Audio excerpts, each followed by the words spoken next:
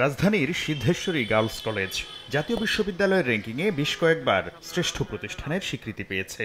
2019 সালেই কলেজটির সরকারিকরণ প্রক্রিয়া চূড়ান্ত করে শিক্ষা মন্ত্রণালয়। এজন্য সম্পদের প্রয়োজনীয় নথিপত্র বা ডিড অফ গিফট চাওয়া হলেও কলেজ কর্তৃপক্ষ তা 5 বছর ধরে আটকে রেখেছে।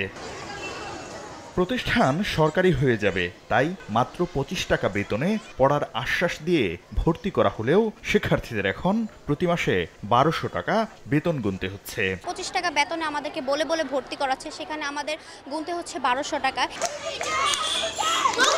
সরকারিকরণের দাবিতে প্রায়ই আন্দোলন করছে শিক্ষার্থীরা। সম্প্রতি সেই আন্দোলন আরও জোরালো হয়েছে। আমাদের এই যে মামলাগুলো হয়েছে, এগুলো সিনিয়র শিক্ষকদের প্রত্যাহার করতে হবে। শিক্ষার্থী ও অভিভাবকদের অভিযোগ, বেশি বেতন ভাতা ও সুযোগ সুবিধা টিকিয়ে রাখতেই কয়েকজন শিক্ষক জাতীয়করণে বাধা দিচ্ছেন। অর্ধেক পাউডারে দ্বিগুণ উজ্জ্বলতা, নতুন রিন অ্যাডভান্সড অর্ধেক পাউডারে দ্বিগুণ উজ্জ্বলতা।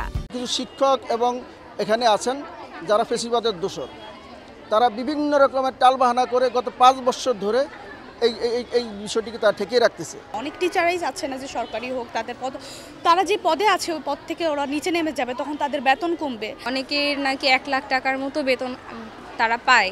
তো তাদের কথা হচ্ছে যে এই বেতনটা যদি কমে 40 থেকে 60,000 টাকায় আসে, তারা খুব আর্থিক দরিদ্রতায় ভুগবে।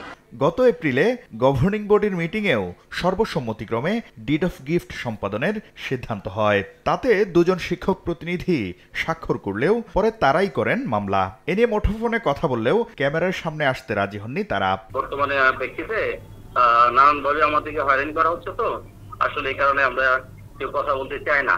অধ্যক্ষ বলছেন, সব পক্ষের সঙ্গে আলোচনা করে দ্রুতই ডিড অফ গিফট দেওয়ার কথা ভাবছেন তারা। সবাই জাতীয়করণকেই ওয়েলকাম করে। প্রথম মিটিংয়ে বসে আমরা এই বিষয়টা সম্বন্ধে আলোচনা করব এবং আলোচনা করে পরবর্তী পদক্ষেপ আমরা নিজেরা নির্ধারণ করব।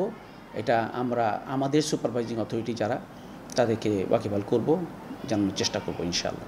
এদিকে বেশি বেতনের কারণে কলেজটিতে দিন দিন কমছে শিক্ষার্থীর সংখ্যাও। শাকির আহমেদ, সময় সংবাদ, ঢাকা।